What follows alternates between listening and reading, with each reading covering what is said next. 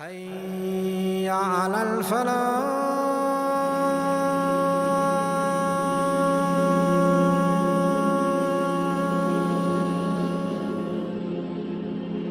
We'll be talking about a mujaddid who revived Islam again in the life of people.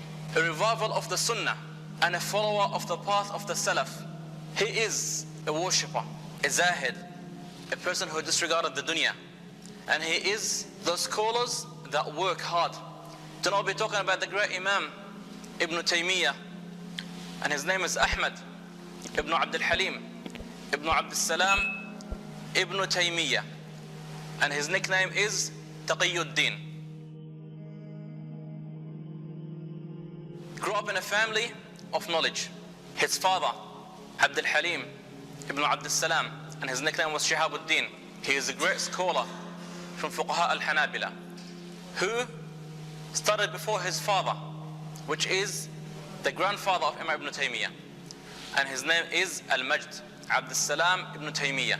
And people always mix up between Imam Ibn Taymiyyah, the grandson, and Ibn Taymiyyah, the grandfather. They were both great scholars. And between them was the father, who was also a scholar. And the scholars say that the father was like a star, a shining star, scholar full of knowledge. But he was overshadowed by the light of the moon and the light of the sun, which is his son and his father. And the word Taymiyyah comes from the grandmother, a preacher, a caller to Islam. And they're all named after her. The whole family were a family of knowledge. So his uncles and grandfathers and cousins and brothers, they were all ulama. But he was the one that was the most famous, and he stood out. He was born in a city called Harran, in the southern part of Syria, on the border with Turkey, in the year 661 Hijri. And when he was 6 years old, his city was being attacked by the Tatar, the Mongolians, who were attacking the Muslim lands at that time, and who attacked the Muslim lands several times over a period of 40 or 50 years. And they get defeated, and they come back again, and they get defeated, and they come back again. And each time they attack the Muslim lands, they have the victory at the beginning, but at the end they get defeated. So when he was 6 years old, he had to migrate with his family from Harran to Damascus due to the attack of the Tatar. And there he stayed with his family in Damascus and started seeking the knowledge from a young age. That by the age of 6, he had read the Musnad of Imam Ahmad, which contains over 30,000 ahadith. At the age of 7, he memorized the Qur'an. And at the age of 10, he used to go to the gatherings of knowledge and compete with people on units of knowledge who were older than him and ahead of him, and they have been seeking knowledge years before him, but he started competing with them and he excelled over them. So that was him from a young age. Ibn Taymiyyah was a pious man, a God-fearing from a young age, and he never wasted time. That one day, his father took the whole family, took his brothers on a picnic, but he refused. And when they came back home, he said to his son, "You have missed out." So Ibn Taymiyyah, rahimahullah, he said, "By Allah, I have not missed out on anything. During your absence, I have memorized this book." So the father was amazed, and he decided to test him. And he found out that his son, at that age, by the age of 7, he had memorized that book. Ibn Taymiyyah, rahimahullah, he sought knowledge, and he learned from 200 scholars. And by the time he was 20 years old, he started teaching, and he started giving fatawa, especially after the death of his father, who was the teacher of Al-Madrasa Al-Sukkariya, which is one of the famous schools in Damascus at that time, where people used to come from all around the world to seek knowledge. When the father passed away, Ahmad ibn Abdul Halim ibn Taymiyyah, known as Taqiyuddin, inherited or was nominated to fill the position that was vacated by the death of his father, and started teaching and giving fatawa.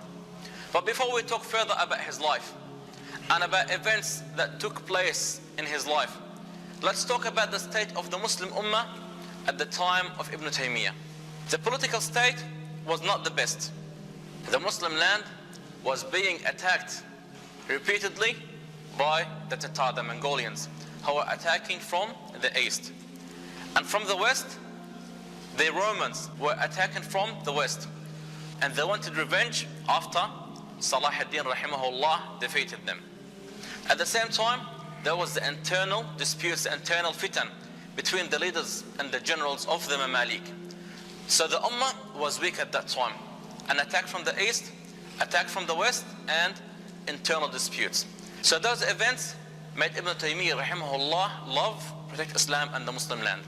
At the same time, he made his concern to correct the actions of the Umara and to shift their focus away from fighting with each other to fixing the condition of the Ummah. The social life wasn't the best either. The society that existed at that time was a mixture between some of the Tatar, the Mongolians, who stayed in the Muslim land, and some of them accepted Islam. But at the same time, they had kept some of their bad habits that they brought with them from their lands. And the Tatar, the Mongolians, were not civilized. Add to that, the state of knowledge and the state of the scholars at that time was not the best. So we had at that time harsh, strong mentalities that following only one opinion, sticking only to one madhab, and each group thinking their madhab is the only correct one and not willing to accept any other opinion from another madhab. And the door of research, the door of understanding was shut completely due to that strong and harsh mentality and dry mentality that people had developed at that time. So we said that rahimahullah, Ibn Taymiyyah started giving fatwa and teaching at the age of 20. So Imam al-Mazzi rahimahullah was one of the first people that called Ibn Taymiyyah Shaykh al-Islam. Usually it's given to a person that he had excelled in all areas of knowledge, excelled in the areas of hadith, fiqh, usul, aqidah, tafsir, qira'at, ulum al-Qur'an. A person who usually gathers and excels in all areas of knowledge, people give him the title of Shaykh al-Islam. And later other people, scholars followed and gave Ibn Taymiyyah the title of Shaykh al-Islam. And by the time his reputation started to increase and he started to have a big name, and people in the Far East and the Far West started to hear about him. And he had strong students of knowledge around him, like Ibn al-Qayyim rahimahullah. He was one of his main students, who himself was a great scholar and was given the title of Shaykh al-Islam al-Thani, or Shaykh al-Islam II. And Ibn Kathir, the one who wrote the tafsir Ibn Kathir, well, Imam al-Dhahabi, he wrote in the history and wrote about the hadith and the narrators of the hadith, and Imam al-Mazzi, as we mentioned before. So he had strong students of knowledge around him. Imam al-Qayyim rahimahullah, he speaks about Ibn Taymiyyah and he said, I did not see a man like him, and he had eagerness for teaching and loving knowledge like him. He said he used to wake up in the morning praying Fajr, and he used to sit down after Fajr, not speaking to anyone, remembering Allah subhanahu wa ta'ala until the sun rises. And then he would pray 2 rak'at, and then he will start teaching after that until the sun sets. So his day was full of worship and knowledge. Then after that, his brothers were saying that he would go home and will be doing Qiyam al-Layl, where he mixing between Qiyam al-Layl and studying, and he will only sleep a few hours. And Ibn Taymiyyah rahimahullah never got married due to 2 factors. The first one, that he was too busy in knowledge, and he only wanted to focus on knowledge. Another factor, that he was imprisoned 21 times in his life. His students say about him that he was very generous when it comes to giving knowledge. That when a person comes and asks him a question, he does not only give him a short answer and turns him away, but he gives him a complete, comprehensive answer. That he makes sure that person who asks him that question understands the answer, and he makes sure that he is strong in that mas'ala and he has strong knowledge about that matter. And that is one of the things, or the disputes he had with the scholars at his time. They used to tell him, if a person comes to you to ask you a question, and instead of giving him a short answer, you give him a long answer. He said, I love to give knowledge with sincerity, and I love my students to be strong students of knowledge. They said about him that when he used to speak and give lessons, knowledge or words used to just be flowing from his mouth, and he does not stop. He does not run out of words. They used to say that he would close his eyes that he does not want to be disturbed in his teaching, and only you see words and knowledge flowing out of his mouth, and he does not stop at all. The fatwa that he gave people were collected together and compiled in a series of 37 volumes. And there was also another series called Al-Fatawa Al-Kubra, collected and compiled in 5 volumes. He had a strong character, and he was a firm person, and he would be firm and strong in his opinion, especially if he believes that he has the strong dalil, the strong evidence on that. He used to be sharp and have a sharp voice, especially when he's having debates and discussions, but he used to force himself to be patient. At that time, at his time, rahimahullah, a lot of bid'ah started to spread, and those innovations people brought with them from their own countries, and it was something that was spreading in their culture, and later they mixed it with the deen, and it became part of the deen. And he used to deny the bid'ah, the innovation, strongly, and his path was strict on the path of the sunnah and the manhaj of the salaf rahimahullah. And he used to always debate with the scholars at his time, and especially a lot of them were on a different manhaj and different path. Especially Ibn Taymiyyah, he became a mujtahid, and the scholars at his time were only strict on the 4 madhahib, and they denied and rejected any opinion from outside the 4 different madhahib. However, he never lost respect for anyone who had an opinion different than his opinion. That's why he used to always tell his students and his followers that you see me sometimes being strong and tough and harsh when I'm speaking to those other scholars who have a different opinion than me. But that is a situation where I have to apply that strength, and I have to apply that harshness. But they are great scholars, and that does not mean you should get yourselves involved with my disagreements with them. We are scholars and we disagree with each other, but those scholars, they deserve the respect. One day, one of his main students, Ibn al-Qayyim rahimahullah, he came to him, giving him the good news that one of his main opponents had just passed away.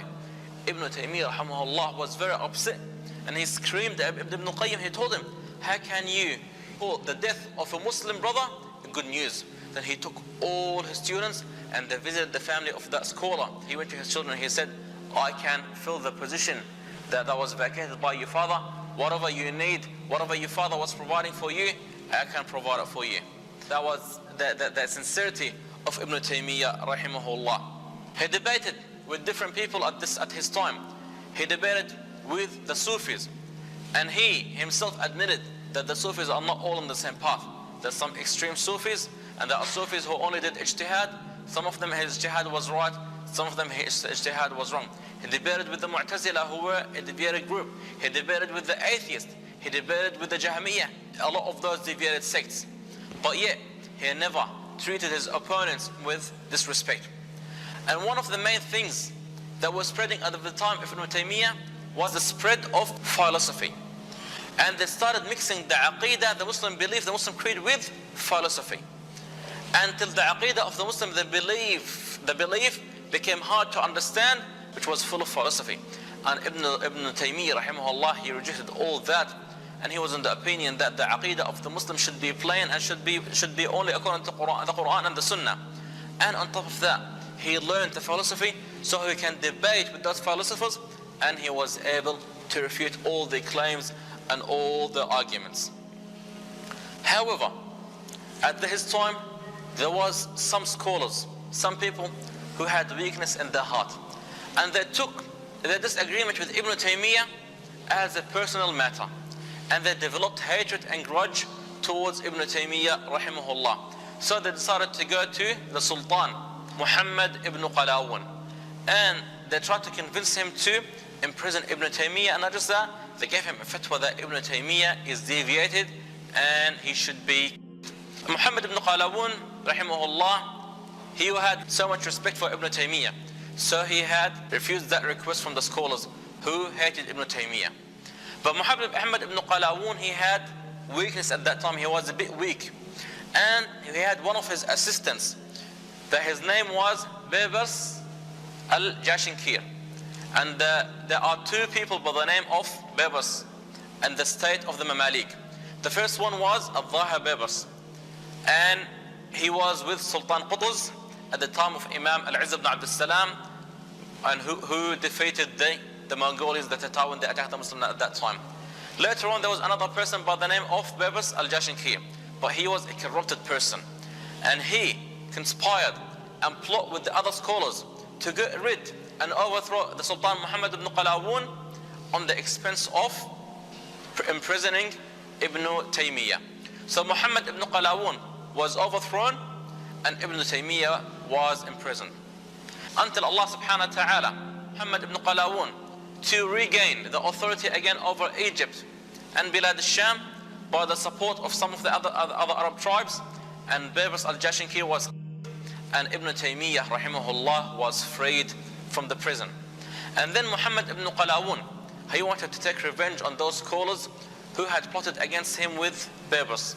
So he went to Ibn Taymiyyah and he spoke to him in private while other people were watching, and he had a long conversation with Ibn Taymiyyah. So later on they asked Ibn Taymiyyah, what were you talking about, you and Muhammad ibn Qalawun?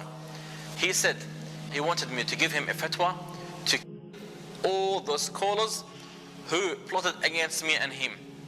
And I refused his request, and I told him they are scholars. So Ibn Makhluf al-Maliki, one of the main opponents of Ibn Taymiyyah, and he was one of the reasons that Ibn Taymiyyah was imprisoned a few times. Ibn Makhluf al-Maliki, he said, we did not see someone like Ibn Taymiyyah. We plotted against him, but we could not defeat him.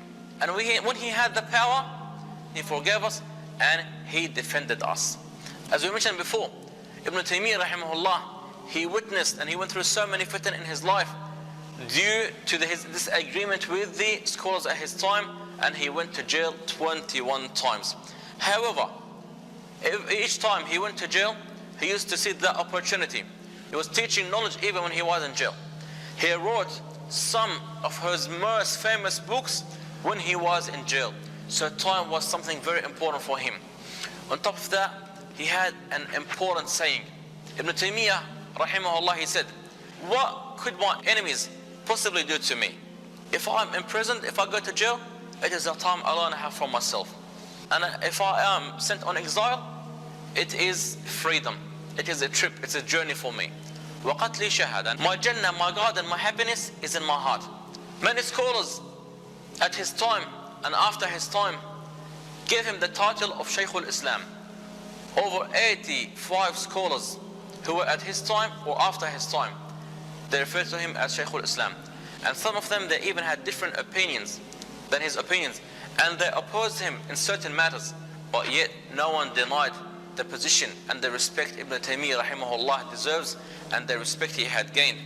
And from those that spoke about him, called him Shaykh al-Islam, Imam Ibn Hajar al-Asqalani rahimahullah, the great Imam, Imam Jalaluddin al-Suyuti, Imam al-Sakhawi, Imam al-Dhahabi, Imam al-Qayyim, and Ibn Kathir.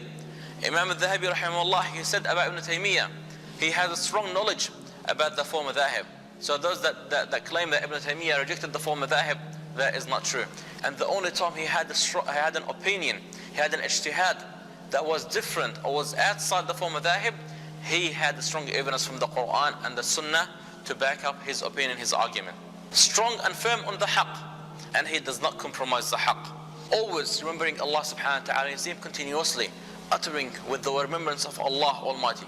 And Ibn Taymiyyah rahimahullah, he saw that the Muslim Ummah was being attacked. So he used to continuously encourage the scholars to fight and show the izzah, the dignity of Islam. And during one of the times when the Muslim lands, when the Muslim state was being attacked by the Tatar, the Mongolians, at that time the leader of the Tatar was Qazan, who later on he claimed to be a Muslim, and he had a huge army, and the Tatar were uncivilized, and whenever they entered a country they destroyed that country completely. So Ibn Taymiyyah rahimahullah, he went with a group of the scholars and he went to meet with Qazan himself. Qazan had prepared lunch for them, so all the other scholars started eating, but Ibn Taymiyyah stood away and he did not eat. So when Qazan, he said to Ibn Taymiyyah, why aren't you eating? Ibn Taymiyyah rahimahullah said, because that food is haram. That is from the money that you took with no right from the Muslims and other people. I cannot eat from that food. So Qazan was stunned. How can someone speak to him like that? And then Ibn Taymiyyah rahimahullah, he started screaming at him, and walking towards him, and he said, you claim to be a Muslim, and your father and your grandfather were kuffar, were under kufr, and they were not as bad as you. The people who were with Ibn Taymiyyah, they started moving away, fearing that when Ibn Taymiyyah will be hit by the sword, but that did not happen. What happened? Ibn Taymiyyah only earned that respect, and Qazan was speechless and he could not say anything. And Ibn Taymiyyah, he walked out by himself, and the people who were with him, they walked away from him. But they said, by Allah, we walked away with disgrace. And as much as we tried to please Qazan, he disrespected us and he ignored us. And the only person who gained respect at that time was Ibn Taymiyyah rahimahullah. And he fought in the great battle of Shaqhab that was between the Muslims and the Tatar. And he was encouraging the army and motivating the army, and he was fighting people who described his fighting in the battlefield, described him as a strong warrior. And he fought in another battle against the Crusades who came from Europe. And Ibn Taymiyyah rahimahullah kept on being tested. And one of the most famous agreements he had at that time was the mas'ala of talaq. The Ibn Taymiyyah rahimahullah, he said, he was in the opinion that if the man that in one place at once, in one go, he tells his wife taliq, taliq, taliq 3 times, that only counts as 1 divorce, doesn't count as 3. And he opposed in that the opinion of Imam Malik, Imam Ahmad, Imam Shafi'i, and Imam Hanifa. So the people at that time, they were so strong on their madhahib, they strongly denied the opinion of Ibn Taymiyyah. And they accuse him of being a fattan, a person who is causing fitna, and a person who is deviated. In addition, he had this agreement with them over the matters of the grave. How to visit the grave, when is it allowed to visit the grave. And they accused him of saying that it is haram to visit the grave of the Prophet ﷺ. And of course Ibn Taymiyyah did not say that. So they went and lodged another complaint about Ibn Taymiyyah. So he was imprisoned. And each time Ibn Taymiyyah would go to jail, he will take his books with him. And he will also write books. But this time, the punishment was harsh. And the conditions he was going through in jail this time were harsh. He was banned from teaching. He was banned from preaching. He was banned from reading. His books were taken away from him. And he was also banned from writing. And that's when he started to get weak and get sick. He used that time when he was in jail to read the Qur'an. And the scholars that were imprisoned with him, who went to jail with him, they said he read the Qur'an 82 times, and he died while he was completing the 83rd khatam. And he died while he was reading Surah Al-Qamar, the end of Surah Al-Qamar, where he was reciting إِنَّ الْمُتَّقِينَ فِي جَنَّاتٍ وَنَهَرٍ فِي مَقْعَدِ صِدْقٍ عِنْدَ مَلِيكٍ مُقْتَدِرٍ. The believers are in great gardens and rivers from beneath them, in a great state with the great Lord, the Almighty Lord. And he passed away when he was reading that. As soon as the news had spread that Ibn Taymiyyah rahimahullah had passed away, people started rushing to the place where he was imprisoned, and 60,000 people went to the place where he was imprisoned, and 60,000 people followed his janazah.